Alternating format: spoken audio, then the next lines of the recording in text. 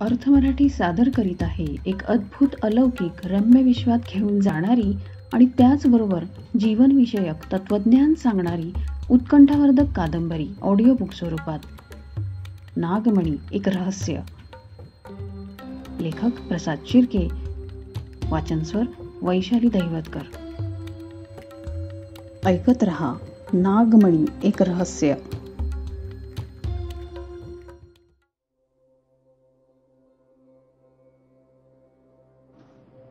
प्रकरण 2. खरी ओळख. प्रकाश ध्यानधारणेसाठी बसला होता. गेल्या 2 दिवसापासून तो ध्यानातच होता. हल्ली त्याची ध्यानधारणा दिवसेंदिवस वाढतच चालली होती. अगदी 3-4 दिवस बिना अन्न पाण्याशिवाय एकाच ठिकाणी ध्यानाच्या अवस्थेत बसण्याचे तंत्र त्याला फार आधीपासूनच अवगत होते. घरात कुणीही ध्यानधारणा करत नसतानाही प्रकाशला मात्र लहानपणापासून ध्यान करण्याची सवय लागली होती. तो ज्यावेळी 3-4 वर्षाचा होता तेव्हापासूनच त्याच्या मनात ध्यानाविषयी प्रचंड आकर्षण निर्माण झाले होते. त्यासाठी निमित्त म्हणजे लहानपणी एकदा तो त्याच्या आईवडिलांबरोबर त्यांच्या गावी गेला होता. त्यावेळी त्याने तिथल्या मंदिरात एका व्यक्तीला ध्यानात बसलेले पाहिले. त्याच क्षणी त्याच्या मनात ध्यानाविषयी कुतूहल निर्माण झाले. 3-4 वर्षाचा मुलगा एके दिवशी कोणाला तरी ध्यानधारणा करताना बघतो आणि त्यापासून प्रेरणा घेऊन तोच मुलगा कोणाच्याही मार्गदर्शनाशिवाय ध्यानातील समाधी अवस्थेपर्यंत पोहोचतो, हे सर्व विलक्षणच होते. वर्षानुवर्ष ध्यानधारणा करणाऱ्या साधकालाही समाधी अवस्थेपर्यंत पोहोचण्यासाठी बरीच वर्ष सातत्याने प्रयत्न करावे लागतात आणि इतके करूनही त्यापैकी कित्येकांना साधी मनशांती देखील प्राप्त करता येत नाही. पण प्रकाश फार अल्पावधीतच म्हणजे वयाच्या 10व्या वर्षीच समाधी अवस्थेपर्यंत पोहोचला होता. हे कुणालाही सांगून सत्य वाटणारे नव्हते. सुरुवातीच्या काळात वसंतराव आणि लताला त्याची फारच चिंता वाटायची. तसे लहानपणापासूनच प्रकाशचे वागणे, बोलणे त्याच्या वयातील इतर मुलांपेक्षा थोडे वेगळे होते. तो अभ्यासात हुशार असला तरी तो सदैव त्याकडे दुर्लक्ष करत असे. इतर मुलांप्रमाणे त्याला खेळण्यातही फारसा रस नव्हता. शांतपणे बसून ध्यान करणे, एकटेच बसून तासनतास कसला तरी विचार करत बसणे जणू हाच त्याचा छंद होता. त्यामुळे कित्येकदा तो आपल्यातच हरवलेला असायचा. त्यामुळे इतरांकडे त्याचे लक्ष नसायचे. थोडक्यात त्याला बाहेरच्या जगातील कुणाशीच फारसे घेणे देणे नसायचे. आपण कसे दिसतो, इतरांशी कसे वागतो, इतरांचे आपल्याबद्दलचे मत काय असावे, या गोष्टींचा त्याने लहानपणापासूनच कधी विचार केला नव्हता. किंबहुना इतरांचे विचार अनेकदा त्याला न पटणारे होते. त्यामुळे तो आपल्या मनाप्रमाणेच वागत असे. जीवनातील प्रत्येक गोष्टीबाबत त्याचे स्वतःचे स्वतंत्र असे काही विचार होते आणि तत्वही ठरलेली होती. अनेकदा तो त्याचप्रमाणे वागत असे. काही वेळा त्याचे वागणे एखाद्या लहान मुलाप्रमाणे असायचे, तर काही वेळा ते एखाद्या अनुभवी प्रौढ व्यक्तीप्रमाणे असायचे. प्रकाशला लहानपणापासूनच आपण ह्या जगातले नाही आहोत, आपण कोणीतरी वेगळेच आहोत असे वाटायचे. लहानपणापासूनच त्याला गूढ गोष्टींमध्ये प्रचंड आकर्षण वाटायचे. आपल्या विश्वाव्यतिरिक्त अजूनही अनेक गूढ विश्व अस्तित्वात आहेत आणि त्यात आपल्यापेक्षा कितीतरी वेगळ्या असलेल्या जीवांचे अस्तित्व आहे असे त्याला सारखे वाटायचे. अशा प्रकारच्या गूढ गोष्टींमध्ये रमणारे त्याचे मन कधीही भौतिक गोष्टीमध्ये रमायला तयार नसायचे. त्याचे वागणे आणि त्यामागची त्याची भूमिका इतरांनाच काय, पण वसंत आणि लतालाही समजणे अशक्य होते.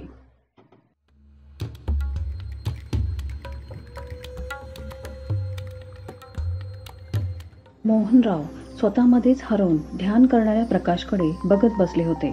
वसंतही तिथेच बसला होता. खरे तर त्याच्या जन्मापासूनच त्यांना तो कोणीतरी दिव्य आत्मा आहे असे वाटायचे आणि शेवटी तेच सत्य होते.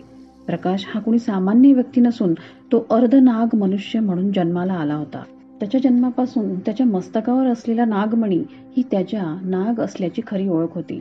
पण ही गोष्ट त्याचे आजोबा म्हणजे मोहनचे वडील सोडले तर कोणाच्याच लक्षात आली नव्हती. किंबहुना ही गोष्ट इतर कुणाच्याही समजण्यापलीकडचीच होती. प्रकाशच्या डोक्यावर त्याच्या टाळूच्या मध्यभागी लालसर रंगाची फोडी आली आहे असेच त्याच्या जन्मानंतर सर्वांना वाटले होते. पण त्याच्या आजोबांना मात्र ती फोडी नसून तो प्राथमिक अवस्थेतील नागमणी असल्याचे केव्हाच लक्षात आले होते. प्रकाश 1 वर्षाचा झाल्यावर त्याचे जायवळ केले गेले. त्यावेळी त्याच्या डोक्यावरील फोडीसारखा वाटणारा नागमणी आता थोडासा स्पष्टच दिसू लागला होता. परंतु त्यावेळी तो जागृत नसल्याने निस्तेज होता. प्रकाशचे आजोबाही कोणी सामान्य मनुष्य नसून ते नागवंशातील एक इच्छाधारी नाग होते. जवळपास 1000 वर्षापूर्वी त्यांची आणि त्यांच्या भावांची नागलोकातील राजपदासाठी भांडणे झाली होती. त्यानंतर त्यांना त्यांच्या नाग तपस्वी या गुरूंच्या आदेशामुळे नागलोकातून पृथ्वीवर यावे लागले. अनंता एक इच्छाधारी नाग असल्यामुळे तो मनुष्याचे स्वरूप धारण करून इतर मनुष्यांप्रमाणे पृथ्वीवर राहू लागला. ज्यावेळी पृथ्वीवर नागांचे राज्य होते त्यावेळेचे मनुष्याचे जीवन आणि आताच्या मनुष्याच्या जीवनामध्ये खूप बदल झालेला होता. त्यामुळे काळानुसार बदललेल्या मनुष्याची जीवन पद्धती शिकण्यासाठी त्याला बरीच वर्ष लागली. कालांतराने त्याला मनुष्य स्वरूपाची आणि मनुष्याच्या जीवन पद्धतीची सवय झाली. त्यानंतर त्याने एका सामान्य स्त्रीशी मनुष्यप्रमाणे विवाह केला. त्यांचा मुलगा मोहन हा एक सामान्य इच्छाधारी नाग होता, पण त्याचा नातू प्रकाश हा दिव्य नागमणी घेऊन जन्माला आलेला असामान्य शक्ती असलेला इच्छाधारी नाग आहे. हे जेव्हा अनंताला समजले त्याच वेळी त्यांनी गुप्तपणे नागलोकातून नाग तपस्वींना बोलावून घेतले आणि त्यांच्या साहाय्याने प्रकाशच्या शरीरातील अद्भुत नागशक्तींना त्याच्या शरीरातील सप्तचक्रांमध्ये आपल्या मंत्रशक्तीने कैद केले. पृथ्वीवर नागांनी मनुष्य रूपात जन्म घेतल्याची ही पहिलीच घटना नव्हती. धर्मग्रंथानुसार भगवान श्रीरामांचे लहान बंधू लक्ष्मण आणि भगवान श्रीकृष्णाचे मोठे बंधू बलराम हे दोघंही शेष नागाचे अवतार होते. परंतु तो काळ आणि आजचा काळ यात हजारो वर्षाचा काळ लोटला गेला होता.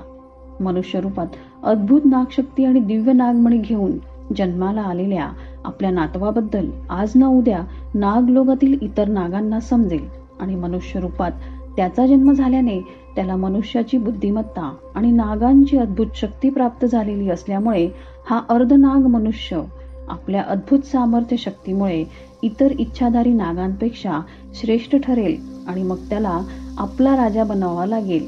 या भीतीपोटी ते प्रकाशला आपल्या दिव्य शक्तींची ओळख होण्याआधीच त्याला मारून टाकण्याचा प्रयत्न करू शकतात. अशी शक्यता नाग तपस्वींनी प्रकाशच्या जन्मानंतर वर्तवली होती.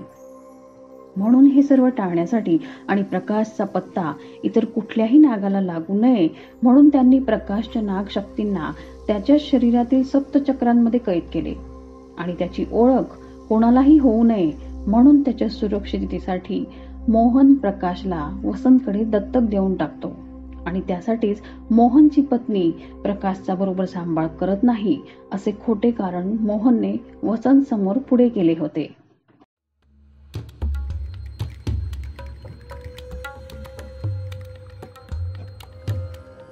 प्रकाश ध्यानातून नुकताच बाहेर आला होता. त्याच्या समोर बसलेल्या मोहनरावांना पाहून तो आश्चर्यचकित झाला. तुम्ही इथे कसे? असा प्रश्न त्याने मोहनला केला. त्यावर का एक बाप आपल्या मुलाला भेटण्यासाठी येऊ शकत नाही? मोहनने त्याला विचारले. नाही, मला तसे म्हणायचे नव्हते. मोहनराव त्याचे खरे पिता असल्याचे त्याला हल्लीच समजले होते. इतकी वर्ष तो वसंतरावांना आणि लताला आपले माता पिता मानत आला होता, पण आता त्याला सत्य कळले होते. इतकी वर्ष त्याचे जीवन एका सामान्य मुलासारखेच व्यवस्थित चालले होते, पण नागांकडून झालेल्या त्याच्या अपहरणानंतर त्याच्यासमोर एक एक करत त्याच्या जीवनाची सर्व रहस्ये उलगडत चालली होती. त्या अपहरणानंतरच त्याला स्वतःची ओळख होऊ लागली होती. आत्तापर्यंतच्या त्याच्या जीवनात त्याला आलेल्या काही चित्रविचित्र अनुभवांचा अर्थ आता कुठे त्याला समजू लागला होता. त्याचे गूढ गोष्टींविषयी असलेले आकर्षण, त्याला पडणारी अर्थहीन भयानक आणि विचित्र स्वप्ने, त्याच्या येण्याची चाहूल लागताच कुत्र्यांच्या मांजरींच्या वागण्यात लगेच होणारा बदल, त्याला राग येताच त्याच्या शरीराचे वाढणारे तापमान, अशा कितीतरी गोष्टींचा संबंध त्याचा नाग असण्याशीच निगडीत होता. हे त्याच्या आता लक्षात आले होते. तरीही सत्य समजल्यावर सुरुवातीला आपण कोणी सामान्य मनुष्य नसून अलौकिक शक्ती असलेला इच्छाधारी नाग आहोत हे सत्य पचवणे त्याला खूपच जड गेले होते. इतकी वर्ष तो आपल्या मनामध्ये स्वतःची जी ओळख बाळगून होता ती ओळख एका घटनेनंतर त्याच्या मनातून पुसली गेली होती. आपण एक नाग आहोत हे कळल्यानंतर त्याला फार मोठा धक्का बसला होता.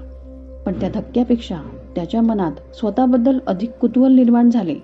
स्वतःबद्दल अधिक जाणून घेण्याची त्याच्या मनातील तीव्र इच्छा त्याला आता स्वस्थ बसू देणारी नव्हती. आपल्या सर्व प्रश्नांची उत्तरे आपल्याला ध्यानातूनच मिळू शकतात असे त्याला फार वाटे. एका अर्थी ते सत्यही होते.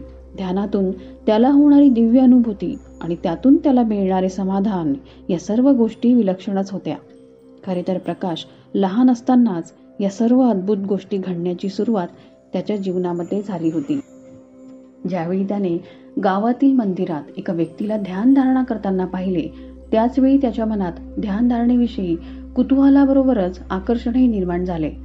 त्यामुळे तो सुद्धा ध्यान करण्यासाठी प्रेरित झाला होता. त्याचवेळी ध्यानाच्या माध्यमातून त्याने स्वतःचा शोध घेणे सुरू केले होते. ध्यानामुळे त्याला आजवर त्याच्या मनातील बऱ्याच प्रश्नांची उत्तरे मिळाली होती, पण तरीही त्याच्या मनात स्वतःबद्दलचे बरेचसे प्रश्न अजूनही शिल्लक होते, म्हणून तो थोडा अस्वस्थ होता. मोहन त्याला त्याच्या आजोबांशी त्याची भेट करून देण्याकरता त्याला तिथून नेण्यासाठी आला होता. आजवर मोहन आणि अनंताने त्याच्या सुरक्षिततेच्या दृष्टीने त्याच्याशी कुठल्याही प्रकारचे संबंध ठेवले नव्हते. जाणीवपूर्वक ते दोघे प्रकाशपासून लांब राहिले होते. पण आता मात्र परिस्थिती बदलली होती. आता प्रकाशला त्याची खरी ओळख पटली होती. त्यामुळे त्याचे योग्य मार्गदर्शन करणे हे मोहन आणि अनंताचे कर्तव्य होते. अन्यथा त्यामुळे होणाऱ्या दुष्परिणामांची त्या दोघांनाही जाणीव होती आणि भीती सुद्धा.